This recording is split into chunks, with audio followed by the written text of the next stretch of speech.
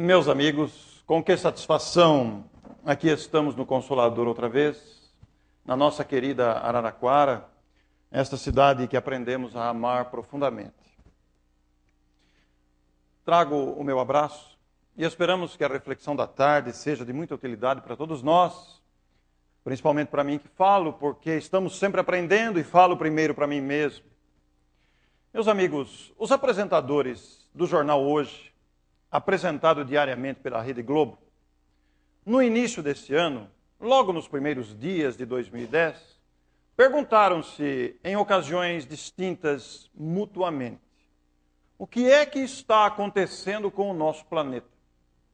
Esta pergunta foi originária da sucessão de eventos destrutivos ocasionados pela força da natureza, especialmente com a ocorrência dos terremotos, que logo no início de ano sacudiram o planeta, dizimaram muitas vidas, foram mais de 200 mil mortes no Haiti, como sabemos, mais de 50 mil órfãos, crianças que ficaram sem os seus pais, a destruição material incalculável, de grandes proporções, mas não se restringiu apenas ao Haiti.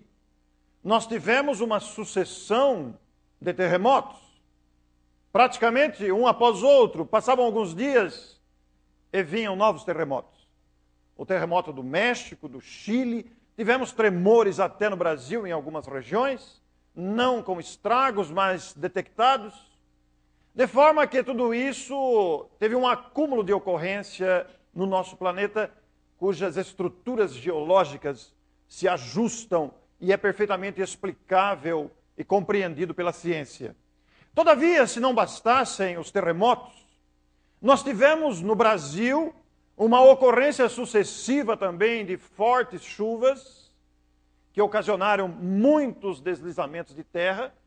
Todos nós nos lembramos da tragédia de Angra dos Reis na noite de Réveillon. Todos nós nos lembramos da recente tragédia de Niterói, no começo de abril. E, se não bastasse tudo isso, nós vamos notar que estas ocorrências de terremotos, de raios, há uma incidência muito grande de mortes no Brasil por raios. Talvez pela extensão territorial do Brasil, esta ocorrência seja de alta expressão. Mas as mortes coletivas, acidentes com vans de estudantes, ônibus que caem em precipícios, incêndios, naufrágios, sempre ocorreram. Há que nos lembrarmos que há poucos meses nós tivemos a queda do avião na rota Rio-Paris, que matou todos os tripulantes e todos os passageiros. Nós tivemos na história da humanidade, se quisermos voltar mais no tempo, a ocorrência das guerras, das pestes, das epidemias, e atualmente estamos vivendo esta crise da dengue, que está atingindo de maneira assustadora as nossas cidades, causando mortes, principalmente a dengue hemorrágica, de forma que as mortes coletivas sempre ocorreram. Mas devido ao acúmulo de ocorrências com fenômenos da natureza, os tsunamis, os vendavais, a chuva além dos limites, ou índices ultrapassados de dados históricos do passado, há 40, 50 anos que não se registrava, e o volume de chuva intenso, que causaram os grandes estragos materiais. Todos nós vimos o lixo da cidade de São Paulo, levado pela enxurrada, aquela quantidade incompreensível de lixo, demonstrando o nosso descaso para com o meio ambiente, o nosso descuido com o próprio lixo que produzimos. E vamos vendo essas ocorrências todas que assustam.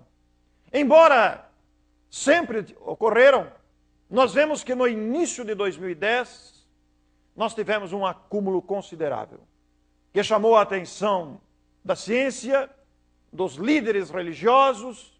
E tudo isso coincide, é muito engraçado, tudo isso traz uma certa apreensão, porque coincide com as polêmicas do fim do mundo.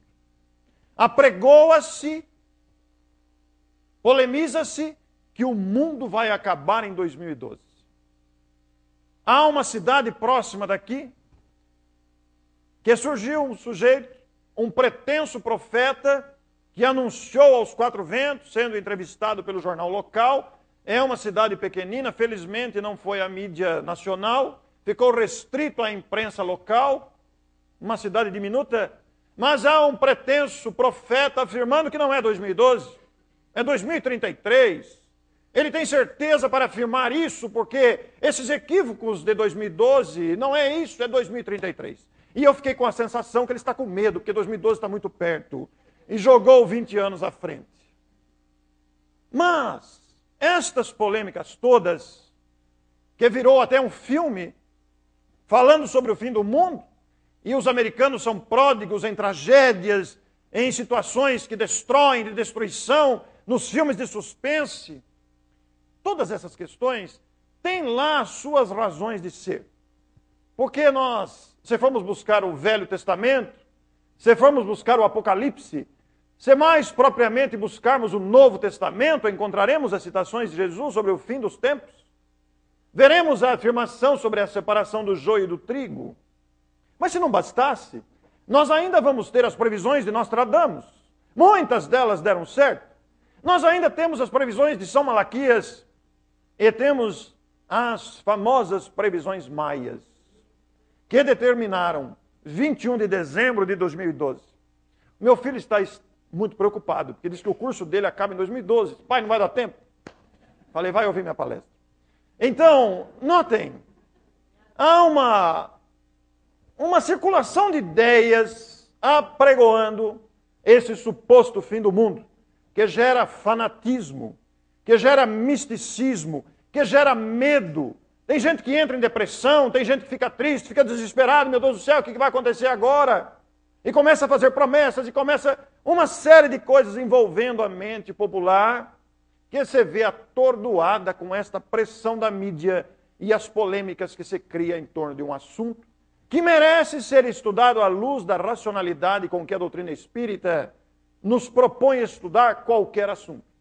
Qualquer tema, a doutrina espírita oferece subsídio suficiente, material e conteúdo de grande expressão para que possamos entender essas questões e não nos deixarmos levar pelos caminhos do fanatismo, e muito menos do misticismo, porque a doutrina nos pede raciocinar, nos solicita analisar as coisas com bom senso, com lógica, com naturalidade, e não nos deixarmos conduzir pelo medo coletivo, nem tampouco nos deixarmos conduzir por esse fanatismo que tanto medo faz à mente humana. Mas é muito interessante pensar isso, porque esta polêmica, esta intriga, ou esta questão que se criou sobre o suposto fim do mundo que estaria próximo, ela coincide, é muito interessante pensar nisso, ela coincide exatamente com uma época de intensas transformações da humanidade. Nós estamos vivendo transformações sociais nunca vistas. Nós estamos vivendo transformações individuais nunca vistas. Porque todos nós somos diariamente questionados. Há uma autoanálise.